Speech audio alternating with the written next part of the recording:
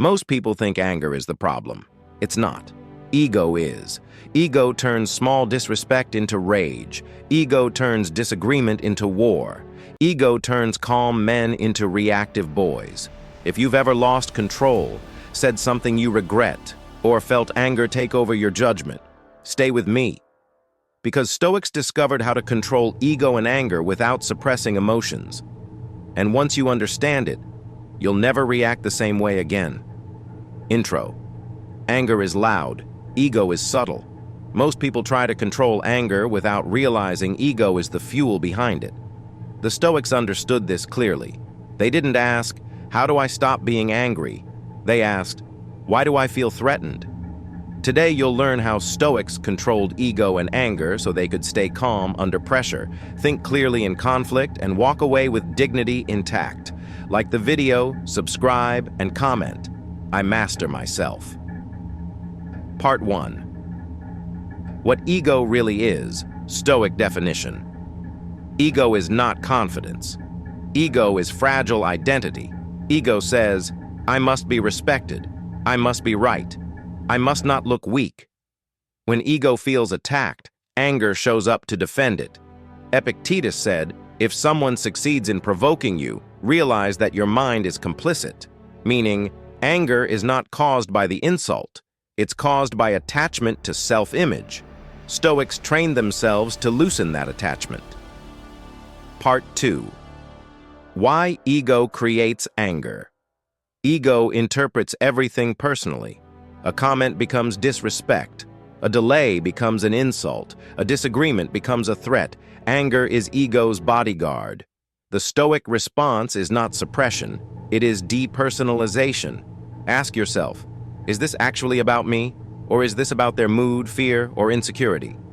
When ego steps back, anger loses strength. Part 3. The Stoic pause that kills. Anger. Anger feeds on speed. Fast thoughts, fast words, fast reactions. Stoics slowed everything down. Marcus Aurelius wrote, "The best revenge is not to be like your enemy." That means, don't match tone, don't mirror emotion, don't rush response. Delay is dominance. 10 seconds of restraint is stronger than 10 minutes of shouting. Part 4. Humility. The ego antidote. Stoics practiced voluntary humility. They reminded themselves, I can be wrong. I don't need to win. I don't need to be admired. This doesn't weaken you. It stabilizes you. A man who doesn't need validation is extremely hard to provoke. Anger loses power when ego stops demanding importance. Part 5. Controlling anger in real situations. When anger rises, Stoics do 3 things. Name it, I feel anger, not I am angry. Question it, what belief is being threatened? Choose behavior. What action protects my character? Anger fades when it's examined. Part 6. Silence walking away, and power ego wants the last word. Wisdom wants peace. Stoics walked away not because they lost, but because they refused to lose themselves. Silence is not weakness when it comes from control. Walking away calmly often ends conflicts permanently. Part 7. Ego versus self-respect. Know the difference. Ego reacts. Self-respect decides. Ego says, I must prove something. Self-respect says, I already know who I am. Stoics acted from self-respect, not pride. They didn't chase respect. They required it through standards. Part 8. Daily Stoic practice to control ego and anger. Every day, practice this. Morning. Today, my ego will be tested. I choose reason over reaction. During the day, notice when you feel offended. That's ego knocking. Evening. Ask, where did I react well? Where did ego speak instead of wisdom? No guilt, only correction. Part 9. The calm identity. Eventually, ego stops running your life. You stop reacting, stop defending, stop explaining. You become calm, steady, and hard to shake. People notice, not because you're loud, but because you're grounded. This is Stoic strength. Part 10. When anger no longer controls. Anger will still appear. Ego will still whisper, but they no longer command. You observe them and let them pass. That is freedom, not emotional numbness. Part 11. Ego death. When anger no longer finds anything to defend. At the deepest level, anger does not disappear because you control it. Anger disappears because ego explains itself out of existence. This is the stage most people never reach. They try to manage anger while secretly protecting the ego that creates it. Stoics did the opposite. They weakened ego deliberately, not through self-hate, not through humiliation, but through clear understanding. The ego believes it must constantly defend. Reputation, status, pride, image. That belief creates tension, and tension creates anger. The Stoic asks a dangerous question. What happens if I don't defend this at all? At first, the mind panics. It says, they'll think I'm weak. I'll lose respect. I'll lose control. But something surprising happens. Nothing collapses. The world does not end. Your identity does not disappear. In fact, the opposite happens. You feel lighter.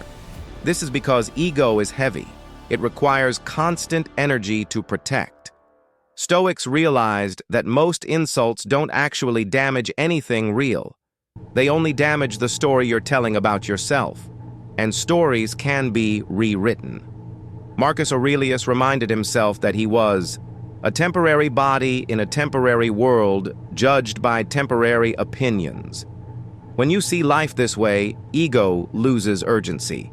Anger no longer has a mission. This is where emotional mastery becomes effortless. You don't need to restrain anger. It has nowhere to attach. You don't need to control ego. It has nothing to protect. You still stand for principles. You still maintain standards, but you no longer personalize everything. Disrespect becomes information. Criticism becomes data. Provocation becomes noise. This is the difference between reacting from ego, acting from character. Character does not shout. Character does not rush. Character does not need to be seen. Character simply acts correctly and moves on. At this stage, people notice something about you. They find it hard to provoke you, hard to manipulate you, hard to intimidate you, not because you resist, but because there is nothing unstable to grab onto. This is Stoic freedom, not emotional coldness, not spiritual detachment, but inner solidity. You are not offended easily because you are not easily threatened. You are not angry often because you are not defending an image. You are simply present, grounded, and clear. And once you experience this level of calm, you understand why Stoics valued it above all else. Not power over others, not dominance, but mastery of the self. Part 12. Living without ego and anger, the Stoic way forward. At this point, controlling ego and anger is no longer about techniques. It's about how you live. Stoicism does not ask you to fight your ego every day. It asks you to outgrow it. You outgrow ego when you stop needing life to go a certain way for you to feel okay. You outgrow anger when you stop interpreting every challenge as a personal attack. This is the Stoic shift. Life stops happening to you and starts happening around you. You participate, but you are no longer trapped inside every emotion. The Stoic way forward is simple but not easy. You choose character over reputation, clarity over reaction, peace over proving a point every single day. You don't wait until you're calm to act wisely. You act wisely, so calm becomes your default. When someone disrespects you, you don't ask, how do I respond emotionally? You ask, what response reflects my values? Sometimes that response is speaking clearly. Sometimes it is silence. Sometimes it is walking away permanently. The Stoic does not react based on mood. He responds based on principle. This is why Stoicism works long-term. It removes decision-making from emotional chaos and anchors it in identity. You no longer wake up asking, how do I feel today? You wake up knowing, how I behave today. That certainty is grounding, and slowly, anger loses its grip. Ego stops demanding attention, not because you suppress them, but because they no longer serve a purpose. Your life becomes quieter. Not empty, not boring, but clean. Fewer conflicts, fewer regrets, fewer moments you wish you could take back. You begin to trust yourself. You trust that. You won't explode under pressure. You won't betray your values for approval. You won't lose yourself trying to win. That trust is the deepest form of confidence. The Stoics believed that once a man reaches this stage, nothing external can truly disturb him. Not praise, not insult, not success, not failure. He remains steady, not because he controls the world, but because he governs himself. This is the final lesson. Ego and anger are not enemies to destroy. They are teachers to outgrow. And when you do, you don't become weak. You become free.